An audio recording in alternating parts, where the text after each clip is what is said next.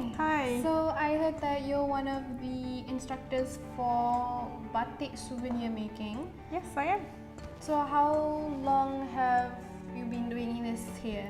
Well, it has been 2 years since we started with the idea of making it as a souvenir, and the sole purpose, we wanted to give it to our visitors and delegates something to bring back home. So it sounds quite interesting. I've never done this before. So let's not waste any time and get right into it. Right, let's go. So, but before that, you need to put this on. Oh, okay. Just like yours. Yeah, just like mine.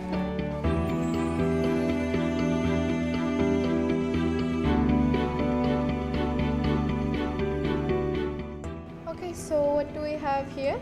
Right, this is the fabric cotton that we use, and it is 100% cotton fabric.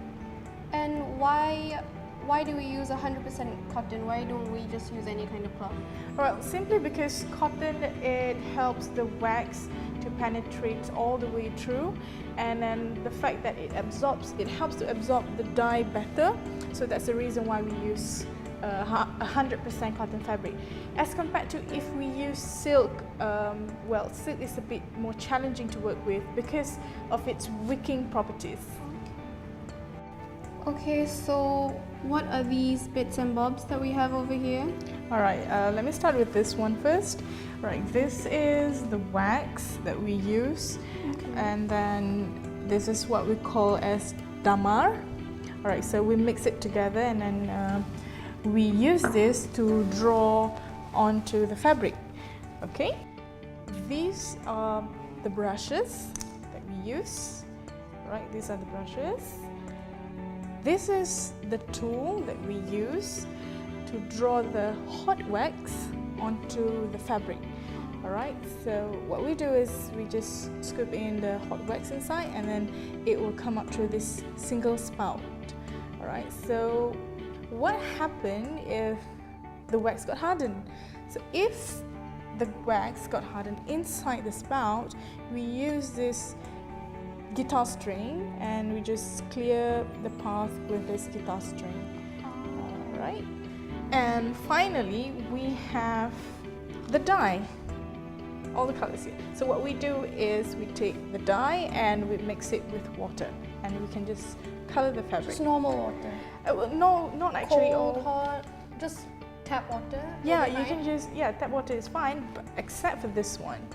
This yellow dye, you can't use lukewarm or tap water. You need to use hot water, and you mix it, and then you can mix it in a cup, any kind of container, and then you can straight away color the fabric. Okay. So the first thing that you should do is that you should stretch this fabric. Alright, as you can see, we're using this stretcher frame, and there is a row of nails here where you lock the fabric on both sides, and then once you have stretched it nicely, you use a clip here to help stretching the fabric on the side. Yes. Okay, so the fabric has been stretched out for us already. Can we start the chanting process now? Well, yes, if you're an expert, but for beginners like you, I think you should use yeah, pencil. So we just use a pencil. That's the second step, I guess. Yeah. To use a pencil, sketch out the design. Correct. Okay. And it has to be a 5B or 6B pencil. Okay. And what you do is, maybe you would like to refer to any motifs. So in this case, I have here a floral motif. So you can just continue from what I have left. Would you like to try? Okay, yeah, sure. Okay. I'm really bad at drawing those, so so just like this. Right, there are several motifs in batik making, such as flora, fauna, and also geometric. And the most popular motifs are leaves and flowers. However, if you feel like drawing your favorite motif, why not? Give it a try. Thirdly, you need to heat the wax along with damar. And the wax should be hot enough to penetrate through the fabric, but not so hot and thin that it spreads when applied. Next, by using the chanting, scoop the wax into the chanting bowl. Be careful of the surface, as this melting skillet is hot. So do I just let the wax flow through the single spout? Yes, but you need to be very careful as the wax is hard. Here I go.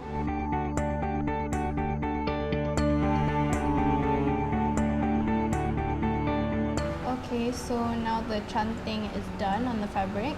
Do I start to dye it? Yeah, you can either use solid colored dye or you may mix the colors to produce another color. It all depends on your creativity.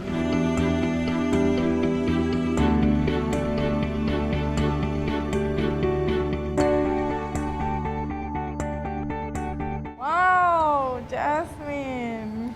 I know, I didn't think I would be this good at it. So now that I'm done, can we frame it? No, not just yet. We need to let it sit and dry first. Oh yes, of course.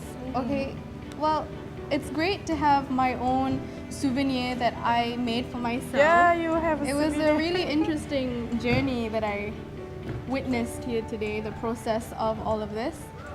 Thank you so much for showing me the whole process of batik souvenir making. You're welcome.